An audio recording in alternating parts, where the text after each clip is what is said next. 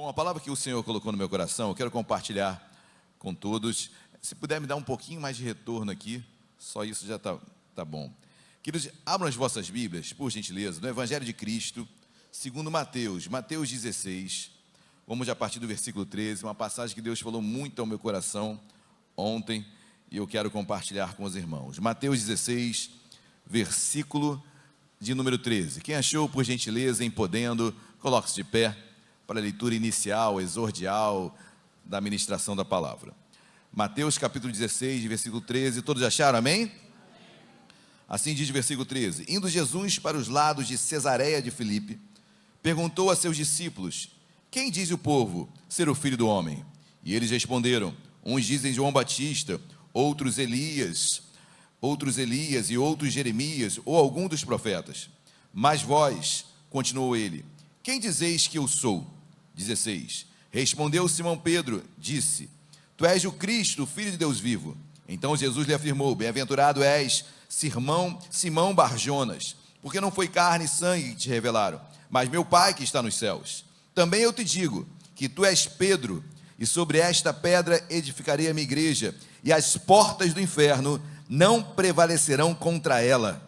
Dar-te-ei as chaves do reino dos céus, e o que ligares na terra terá sido ligado nos céus, e o que desligares na terra terá sido desligado nos céus. Oremos. Deus amado, em nome de Jesus, Senhor, foi lida a tua palavra que é viva por si só. Hebreus 4:12 diz que ela é mais cortante do que espada de dois gumes, divide a alma do espírito juntas e medulas. Senhor, nesta manhã nós queremos colocar nossas vidas no teu altar, te pedindo, Senhor, fala conosco, nos dê a tua identidade, que possamos nos encontrar, nos descobrir em ti. A partir do que tu és, nós nos conhecemos. Senhor, revela-te a nós, Senhor, fala conosco, precisamos mudar na nossa identidade, na nossa visão de quem nós somos. Deus, nos ajuda nessa caminhada, Deus, nesta terra de peregrino, de forasteiro, que é uma caminhada complicada, de dificuldades, de temores, de doenças, de preocupações, mas nós estamos caminhando para uma pátria que é celestial, uma cidade que é celestial, onde carne e sangue não herdam, onde Deus, traça e ferrugem corroem as coisas desta terra, mas nós acumulamos um tesouro no céu, que és tu, Senhor, e nós te pedimos nesta manhã, fala conosco, Deus, fala aos nossos corações, e usa-me, em nome de Jesus, amém e amém. Podem se assentar, queridos. A temática desta manhã, pessoal da cabine, a temática da manhã, por favor, amém? Já podia sendo colocado enquanto eu estava abrindo o texto. Mateus capítulo 16, versículo 13, e o tema da manhã, queridos, é identidade, ok? O tema da manhã é identidade, e a mensagem diz assim, Mateus capítulo 16, versículo 13, queridos, eu não sei se foi enviado o slide para vocês, então peçam para o Aleph, por favor, que ele envie agora para vocês, tá bom? Mateus 16, versículo 13, e eu peço muita atenção dos irmãos, como sempre, em cada ministração da palavra. Se você quer ir no banheiro, beber uma água, aproveite agora, mas durante a ministração da palavra, queridos, permita-se ficar totalmente focado naquilo que Deus quer falar, amém? E nós entendemos que esse é o momento principal da liturgia da igreja, que é a ministração da palavra. Esse momento nós não negociamos com nada, amém? Então, preste muita atenção na ministração desta manhã. Versículo 13 diz: indo Jesus para os lados de Cesareia de Filipe. Eu quero falar um pouco sobre esses lados de Cesareia de Filipe, ok? Para darmos uma atenção. Primeiro, Mateus, todo o evangelho de Mateus, ele vai trazer uma menção.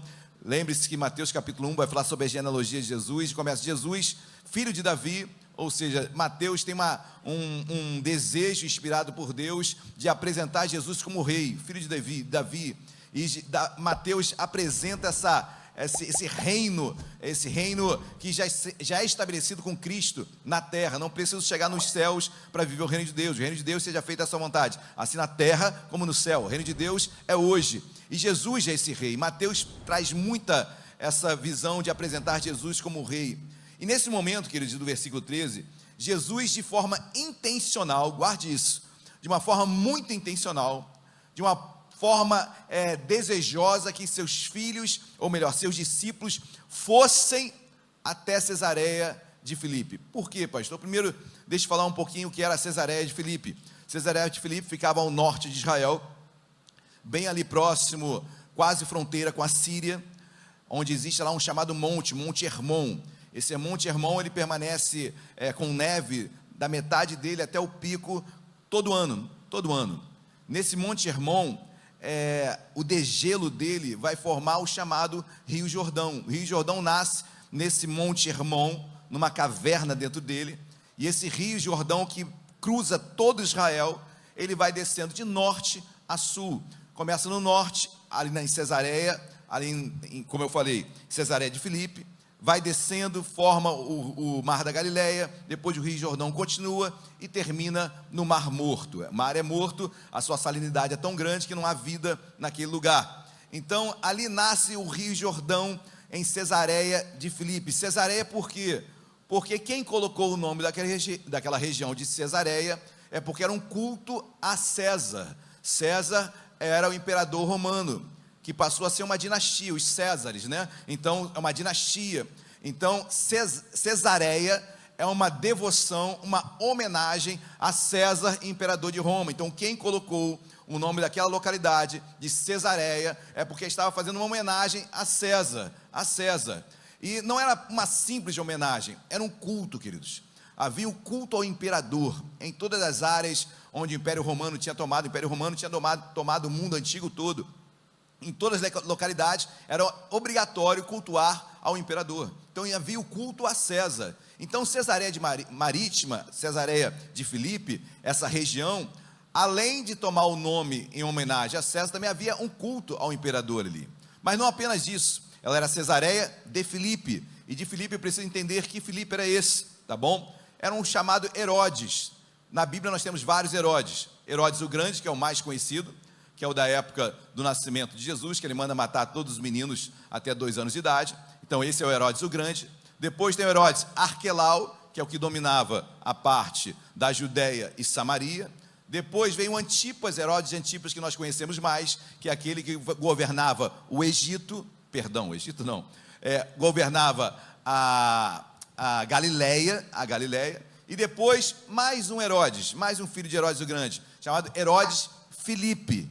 Esse governava essa região norte de Israel, principalmente ali Cesareia de Filipe. Aí você vai entender por que Cesareia de Filipe. Pastor, por que o senhor está falando isso? Primeiro porque eu gosto de história e eu creio e entendo que a palavra de Deus tem que trazer, além do lado espiritual, também o lado cultural, social, em todos os sentidos, e nós crescemos em todas as áreas. Segundo, que é importantíssimo nós entendermos o contexto, para compreendermos por que Jesus intencionalmente levou os seus discípulos até Cesareia de Filipe.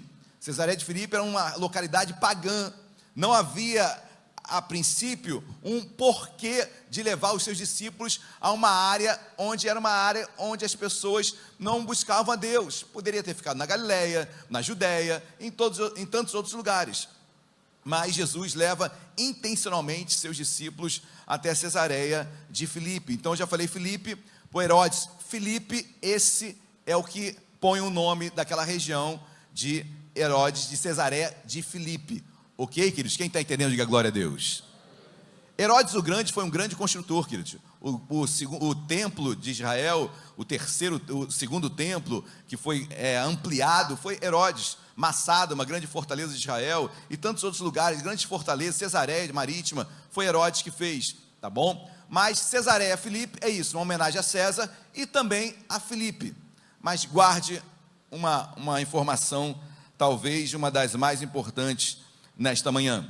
Também havia ali, e eu e Luciana fomos a Israel, tivemos o privilégio de irmos exatamente nesse lugar, queridos, Cesareia de Filipe, bem ao norte de Israel, bem ao pé do Monte Hermon.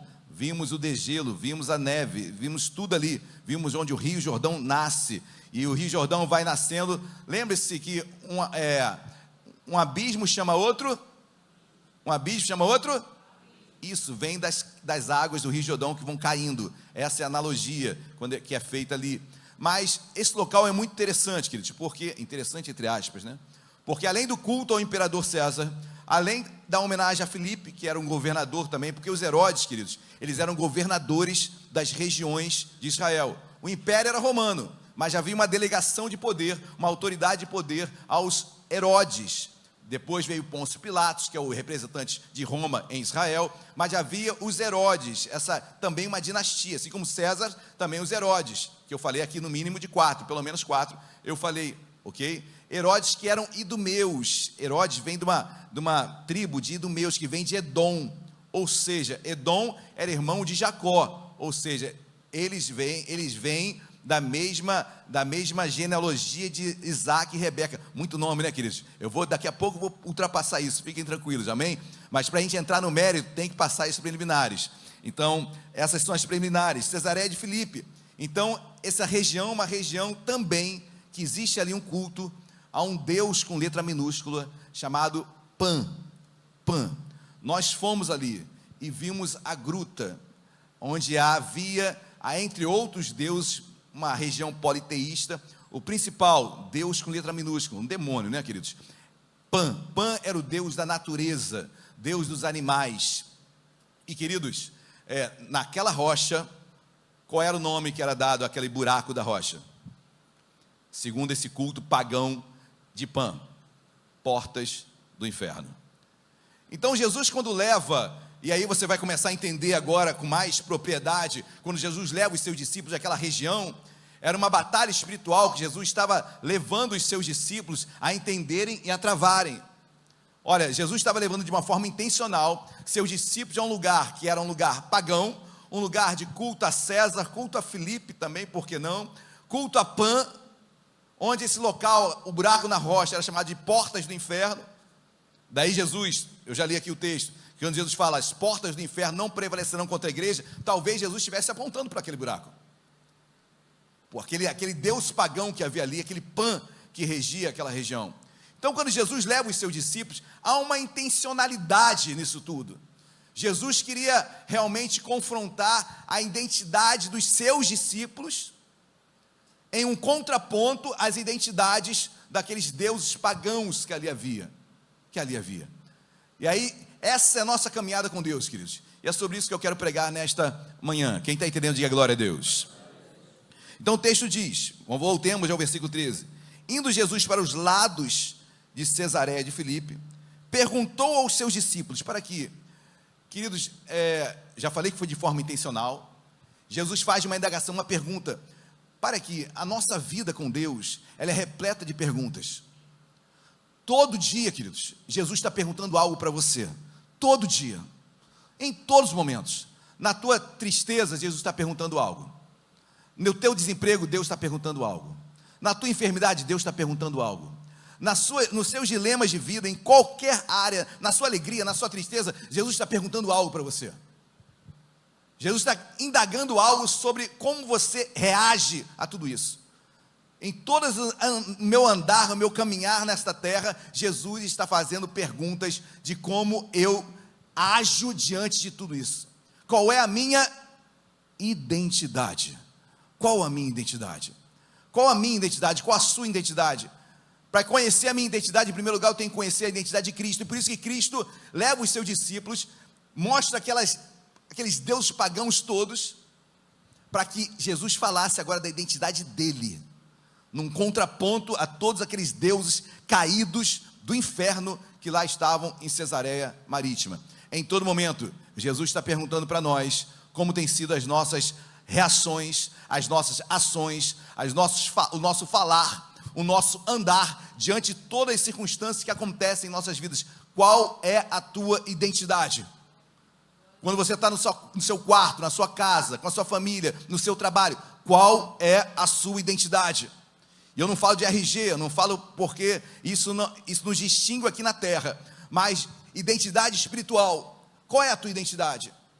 Talvez aqui você transpareça ou aparente uma identidade próxima de Cristo, mas qual a tua identidade lá fora? Jesus leva intencionalmente a um lugar pagão, Cesareia de Filipe, com todos aqueles deuses pagãos ali, para falar da identidade dele. Luta espiritual, queridos, guarda isso. Estamos em batalha espiritual, amém? Estamos numa luta espiritual. Há uma guerra espiritual que nós travamos todos os dias.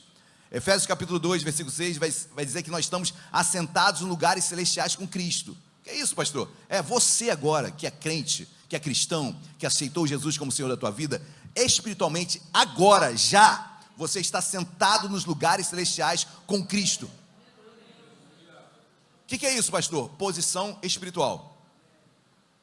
Pode o couro comer aqui na terra, tua posição espiritual não muda, não pode mudar. Não pode mudar.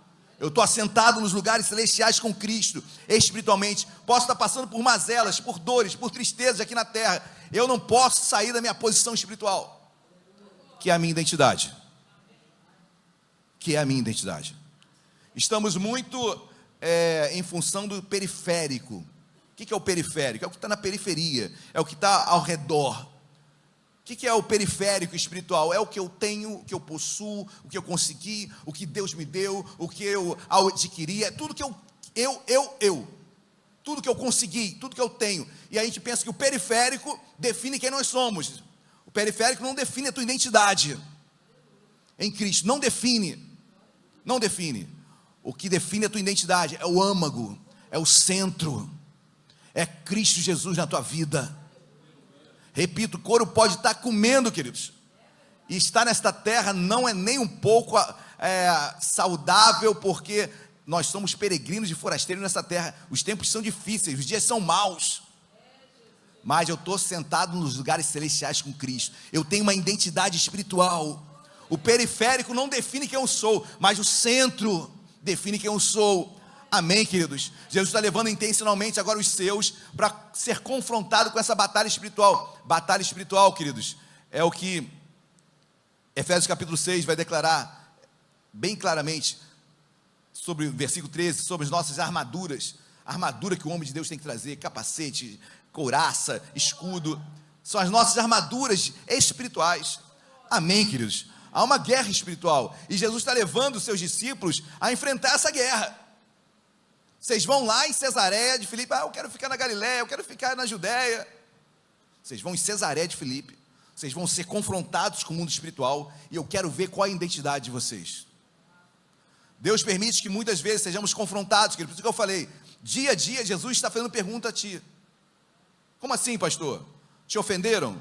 A pergunta que Jesus faz: você vai pagar mal com mal ou mal com bem? Pisaram em você e você vai pisar também? Todo dia que Jesus está fazendo pergunta, se o Espírito Santo habita em mim, se Ele habita em nós, Ele fala conosco, Ele nos dirige em toda a verdade, Ele fala conosco, Ele mostra as situações. Quando você peca, o Espírito Santo te constrange na hora.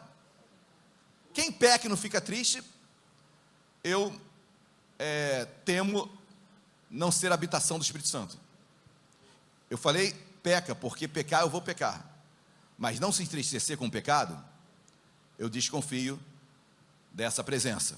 Amém? Não é a questão de pecar ou não pecar, porque pecar todos nós pecaremos, mas o que o pecado traz de incômodo em você? Ou ele se tornou algo costumeiro, normal? Se normalizou aquilo que não é normal, queridos, talvez o Espírito Santo não habite em ti. Mas se você constrange, fica triste. Eu louvo a Deus quando vem uma pessoa no meu gabinete e fala: pastor, louvo a Deus entre aspas, não é que eu queira isso, mas pastor, errei, falhei, não consigo, e a pergunta que eu faço, ele fala: pastor, mas eu vou ter que sair do ministério, vou ter que parar isso, aquilo. A pergunta que eu falo: você ficou triste com o pecado? Pastor, estou indignado. Glória a Deus, você é um homem de Deus. Só isso eu quero saber. Se a pessoa fala: não, isso acontece, né, pastor, somos falhos mesmo, eu vou errar sempre, isso aí está na hora de dar um tempinho e procurar um pouco mais a Deus. Mas Jesus, voltando aqui ao texto, queridos, ele está levando os seus discípulos a Cesareia de Filipe, ou Marítima, para ter um encontro de identidades, uma luta espiritual. A luta que você está passando identifica quem você é. Vou repetir: a luta que você está passando identifica quem você é, o teu caráter, a tua identidade, como você vai agir diante dela.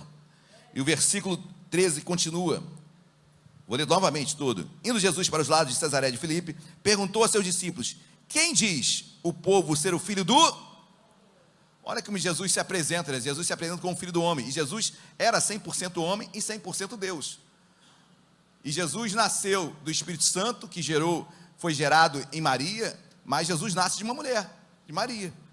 Ele é filho do homem, ele é a geração de um homem. Ele teve um nascimento normal, vamos dizer assim, gerado normalmente a partir de uma mulher, apesar de ter sido um ente, Espírito Santo que o gerou, o colocou em Maria. Mas ele é filho do homem, que Jesus fala, olha, o que eles dizem sobre o filho do homem? Sobre mim. Sobre mim. Jesus se apresenta como filho do homem, mostrando a sua natureza terrena. O que Jesus queria, queridos? Será que todos irão me ver apenas como homem? Quando Jesus se apresenta, olha, o que eles dizem quanto ao filho do homem? O filho do homem é isso e aquilo. Caramba, ninguém entendeu ainda quem eu sou. Todos estão olhando apenas para a minha natureza humana. E queridos, isso é muito peculiar de nós mesmos. Estamos só olhando para o periférico, volto para o periférico. E Jesus provoca, o que eles dizem quanto ao filho do homem? Vamos dizer só sobre a humanidade minha, né? Vamos dizer só sobre a minha humanidade, ser homem. Mas olha o que diz versículo 34, versículo 14. Está tão sublinhado aqui que já até o número foi embora. Versículo 14, e eles responderam, uns dizem João Batista, outros Elias, outros Jeremias, ou algum dos profetas. Todos esses três, queridos, Jeremias, João Batista, Elias, sempre foram homens de muito confronto, né? João Batista confrontava, Elias confrontava, Jeremias foi um grande profeta de confronto, enquanto todos os profetas da época falavam que o povo não ia para o exílio, Jeremias batia de frente com todo mundo, olha, Deus falou que o povo vai passar 70 anos no exílio da Babilônia. João Batista, raça de víboras, eram profetas que realmente de confronto com a sociedade perdida, eram homens. Elias desafiou os profetas de Baal, ou seja, em todos os momentos, eles apresentam aqui esse homem de confronto, era o que eles esperavam de Jesus, esse homem que vai confrontar, esse homem que vai mudar, esse homem que vai mudar minha vida aqui, esse homem que vai mudar meu ser, minha estrutura terrena, as coisas que eu tenho, que eu possuo. E somos assim, queridos, muitas vezes olhamos para Jesus como aquele que vai ser o João Batista, que vai pleitear minhas causas e vai resolver X, Y. Queridos, Jesus vai resolver? Eu creio que sim. Ele pode resolver lutas suas? É claro que ele pode, mas isso é periférico. Se você não entender assim, o dia que ele não fizer, você vai se entristecer e vai sair da presença de Deus. Deus pode abrir uma porta de emprego para você? Claro que pode abrir uma porta de emprego. Muitos oram, né? Pastor, ora para mim para passar em concurso público. Eu pergunto, está estudando? Não, então não oro. Eu vou orar até para você não passar. Oração para não passar. Senhor, não abençoa esse homem, essa mulher, porque ele não quer estudar. Então não abre portas não, de concurso nenhum para ele, porque ele vai ser um péssimo profissional, porque desde já ele não estuda. Então qual será? Essa deve ser a oração de misericórdia pela vida dele. Mas se você estuda, queridos, certamente, queridos, ore e Deus vai abrir portas, Deus vai te abençoar, amém? Deus já abençoa o periférico, sem dúvida, mas tem coisas que ele também não é do querer dele, e você não vai receber. Estou orando por uma cura e Deus não vai te curar, ou Ele pode curar, amém? Mas se eu entender que além do periférico, tem o mais importante, queridos, Jesus era muito mais do que João Batista, Jesus era muito mais do que Jeremias, Jesus era muito mais do que Elias. Eles não tinham entendido ainda a pergunta que Jesus fez, quem eu sou? Que dizem que eu sou? Mas olha o que diz o versículo 15, mas vós, agora Jesus pergunta aos seus discípulos, né? Até então era todo o povo, agora e vós, meus 12 discípulos, mas vós, continuou ele, quem dizeis que eu sou? Quem eu sou? Meus discípulos estão andando comigo, eu espero que eles tenham identificado não apenas traços humanos em mim, traços característicos de João Batista, de Elias, de Jeremias, eu espero que eles consigam extrair de mim algo extraordinário, sobrenatural. E você, querido? Quem é Cristo para você? Ele é aquele que me curou, glória a Deus. Ele é aquele que abriu uma porta de emprego para mim, glória a Deus. Ele é aquele que me dá paz. Glória a Deus. Mas isso é periférico. É periférico. Conheço pessoas lá fora, de outros caminhos, que seguem a outros senhores, que também já tiveram emprego conquistado, já tiveram cura sendo efetuada. Isso não define a nossa identidade. Nossa identidade não é definida pelo periférico. Nossa identidade não é definida pelo resultado, e sim pela causa. Os fins não justificam os meios sim justificam os fins. O meio é muito mais importante do que o fim. Muito mais importante. Quem está entendendo, diga glória a Deus. Jesus é o meio, Ele é o caminho, a verdade, a vida. E o que Jesus está falando, olha, e vocês que andam comigo, o que vocês dizem? Porque os demais só estão vendo características de João Batista, Elias, mas eu sou mais do que isso. Olha o que diz o versículo 16, que nós conhecemos tão bem. Respondeu-lhe Simão Pedro: tu és o Cristo, o Filho do Deus vivo. Tu és Cristo, ungido no grego, ou Messias no hebraico. Tu és o Cristo, tu és o esperado, tu és o ungido, tu és o Filho de Deus vivo. Tu não és apenas filho do homem, não, Jesus. Tu és filho do Deus vivo, ou seja, tu és Deus. Queridos, o que leva esse homem a fazer uma revelação tão profunda? É essa dimensão que Deus quer de mim, de você e de cada um que aqui está. Será que é apenas o periférico? Não, tu és o Cristo, o Filho de Deus vivo. Em outras palavras, Pedro está falando o seguinte: olha, tu és muito mais do que João Batista, muito mais do que Elias, muito mais do que Jeremias. Tu és o próprio Deus encarnado. Queridos, quando eu entendo essa identidade, primeiro, queridos, entenda qual é a identidade de Cristo. Ele é Deus na tua vida. Tu és o maior agraciado que existe na face da terra.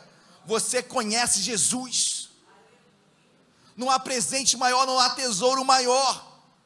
Os demais, a traça e a ferrugem levarão, mas o presente de conhecer Jesus como Senhor da sua vida, traça nem ferrugem corrói. Isso é como acumular tesouro no céu.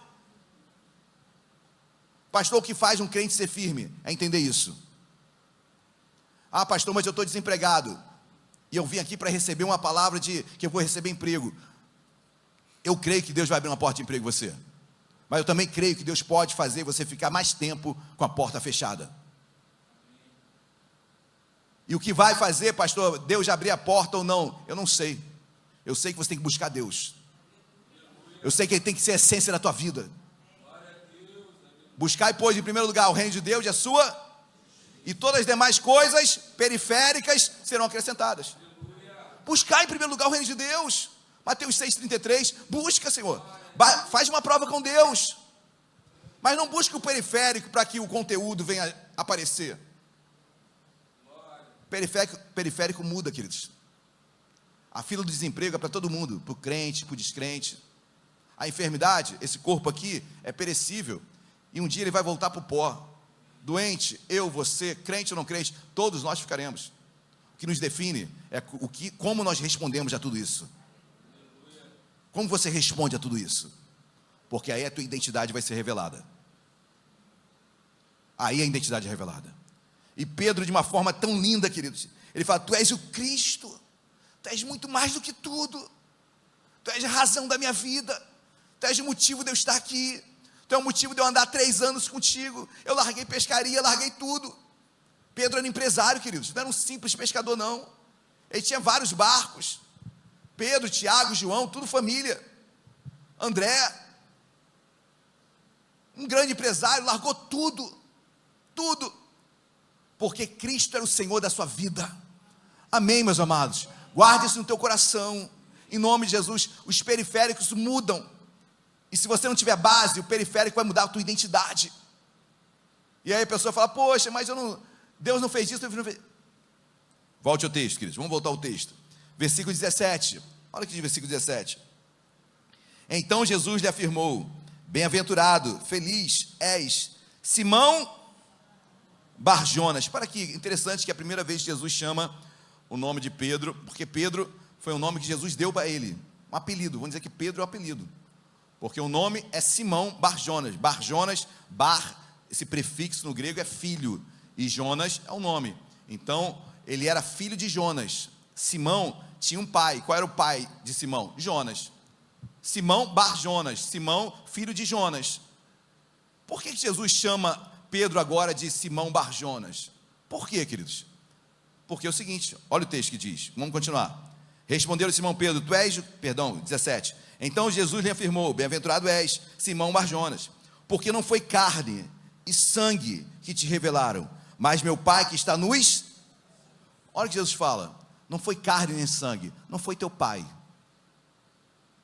Jonas, que te revelou isso. Não foi pastor, não foi igreja, não foi amigo, foi meu Pai que está nos céus.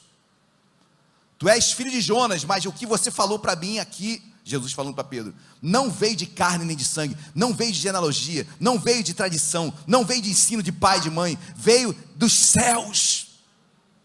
Veio dos céus, filho de Jonas. Não foi através de Jonas, foi espiritual, algo espiritual que encheu o seu coração para você falar, tu és o Cristo. Não foi o periférico, foi o profundo. Saiu do teu âmago, saiu do profundo do teu ser. E isso, queridos, ninguém muda. Ninguém muda. Pode o sol bater, pode a luta chegar, ninguém muda. Eu estou sentado nos lugares celestiais com Cristo Jesus. Por quê? Porque Cristo é o meu Senhor, porque Ele é o Filho do Deus vivo. Mas você perdeu o emprego, Ele continua sendo o Filho de Deus vivo. Eu não vivo pelo periférico. Isso não quer dizer que Deus não possa mudar o periférico, Ele muda, amém, queridos? Glória a Deus, vocês estão me entendendo? Quem entendendo, diga amém. Deus muda periféricos, mas o que vai te levar para o céu não é o periférico. O céu está cheio de morador de rua. O céu está cheio de pessoas pobres. O céu está cheio de pessoas que morreram de câncer, morreram de tantas outras coisas. O periférico não me define, não te define. É mais o âmago. Sirva, busque, lute por ele cada dia mais na sua vida. Amém, queridos, glória a Deus. Versículo 18. Também eu te digo, tu és? Olha que interessante, queridos. Jesus perguntou primeiro para os seus discípulos, quem eu sou? Pedro fala, né? Tu és o Cristo, Filho de Deus vivo. Logo depois, Jesus responde para Pedro e diz, também eu te digo, tu és Pedro. Olha que interessante, queridos. Quando você conhece a identidade de Cristo, a tua é revelada. Vou repetir. Quando você conhece a identidade de Cristo, a tua é revelada. Não tem como você conhecer a Cristo e não mudar de vida. Não tem. Não tem. Quando eu conheço a identidade de Cristo, a minha é revelada, a minha é transformada, a minha é mudada. Pois bem, Pedro, você acertou, eu sou o Filho de Deus vivo mesmo, eu sou Deus. Agora, também eu te digo, tu és Pedro. Pedro no grego Petrus, quer dizer fragmento de rocha. Tu és Petrus, e sobre esta pedra, aí é Petra, no grego, quer dizer rocha. Tu és fragmento de rocha, e sobre esta rocha edificarei a minha igreja. Olha que coisa linda, queridos. Jesus fala para Pedro, Pedro, tu és Petrus, tu és um fragmento, mas sobre a rocha, quem é a rocha, queridos? 1 Pedro capítulo 2 vai declarar que ele é a pedra angular, ele é a rocha. Jesus é a rocha, a pedra. O que é a pedra angular? Olha, nas construções antigas, principalmente Egito e no Israel, havia uma pedra angular, que era uma pedra perfeita, uma pedra onde ela era a base de toda a construção. Então essa pedra angular que fazia uma esquina, ou pedra de esquina, Jesus fala que ele é a pedra de esquina, ele é a pedra angular. Por quê? Porque essa pedra de esquina, esse ângulo, esse 90 graus, que essa pedra, a partir dela, toda uma construção era levantada. Pedro vai explicar, Pedro que recebe a revelação, ele vai explicar lá em 1 Pedro, que Jesus é a rocha, Jesus é a pedra de esquina, é a pedra angular, onde todas as demais pedras são colocadas sobre ela, para que seja um edifício perfeito, para que seja igreja. Tu és Petros, fragmento, e sobre Cristo que é rocha, minha igreja vai ser edificada. Querido, eu sou só um fragmento como você é, mas nós unidos somos uma igreja forte, forte. E aí sim a Bíblia diz, e as portas do inferno não prevalecerão contra ela. Quem? Igreja. Quem é a igreja? Eu e você juntos. Sobre o que? Sobre Cristo, edificados, levantados. As portas do inferno não prevalecerão contra a igreja. Quando você conhece a identidade de Cristo e você sabe quem você é. Eu sou um fragmento, mas sobre a rocha ninguém me atura. Vou repetir, você é um fragmento, mas sobre a rocha te edificando, você vai ser usado muito por Deus. Você pode ser pequeno, mas sobre a rocha, Deus faz milagres através de você. Deus te usa poderosamente. E as portas do inferno, lembra-se? Cesareia de Filipe? Lembra da gruta? Do deus Pan, que era cultuado lá, e aquele buraco na gruta, qual era o nome? Portas do... E Jesus já aproveita aquela analogia, aquele lugar, para fazer uma analogia, e para entender, olha, nós estamos em luta espiritual, assim como existe essa porta do inferno aqui. Existe uma porta também espiritual, que nós estamos em luta, mas elas não prevalecem em nome de Jesus, amém, queridos? Porque nós somos homens e mulheres de Deus, forjados sobre a rocha.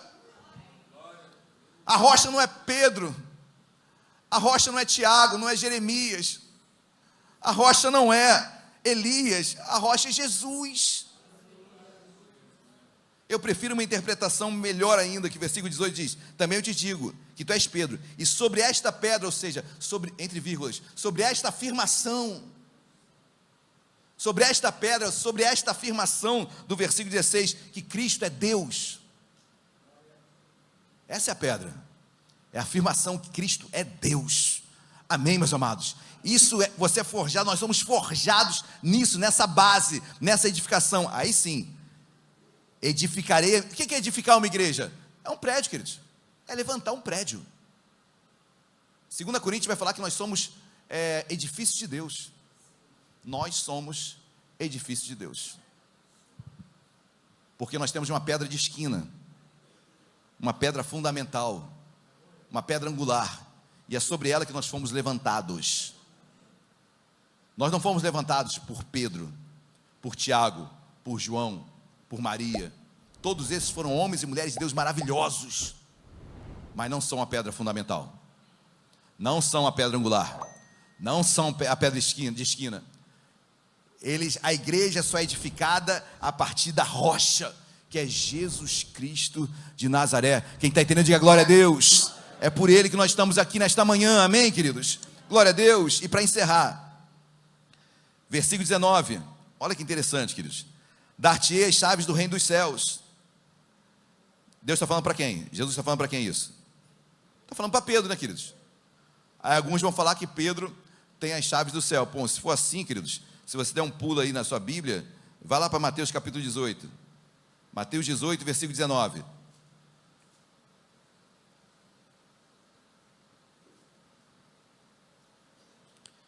Mateus 18, versículo 18. Agora Jesus não fala para Pedro, fala para todos os discípulos. Olha aquilo que ele fala, versículo 18. Em verdade vos digo, que tudo que ligares na terra terá sido ligado nos, e tudo que desligares na terra terá sido desligado nos. Em verdade também vos digo, que se dois dentre vós sobre a terra concordarem a respeito de qualquer coisa que porventura pedirem, ser-lhes-á concedido por meu Pai que está nos céus. A mesma coisa que Jesus falou para Pedro, falou para os discípulos. Jesus está falando para a igreja, para mim e para você, queridos. Amém? Dar-te-ei as chaves dos céus, e o que ligardes na terra, olha que interessante, o que ligardes na terra terá sido ligado no... O que eu ligo na terra, queridos? Entre tantas coisas, mas também o periférico. É lícito você ligar na terra o periférico. Liga na terra o teu desemprego, tua saúde. Liga, querido, em nome de Jesus.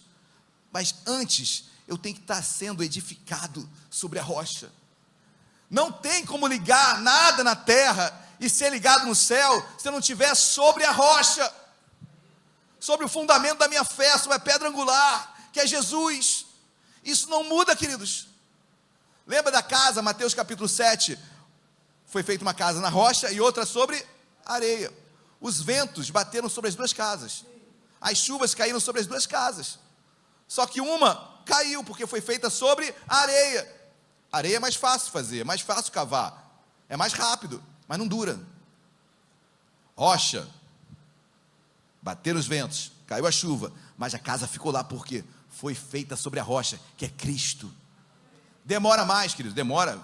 Vai botar uma estaca em uma rocha, demora, é difícil, é sacrificioso, é demorado, mas a casa não cai. Não vai ser fácil, e nunca foi prometido ser fácil. Muito pelo contrário, muito pelo contrário. Jesus fala: olha, eu sou o pão que desceu do céu. Aí os discípulos falam: poxa, dura esse discurso. Não quer? Jesus falou: vai embora. O discurso não é fácil, viver é mais difícil ainda. Ser crente, peregrino e forasteiro nesta terra, queridos, ter a identidade de Cristo. Por isso que a Bíblia diz que nós somos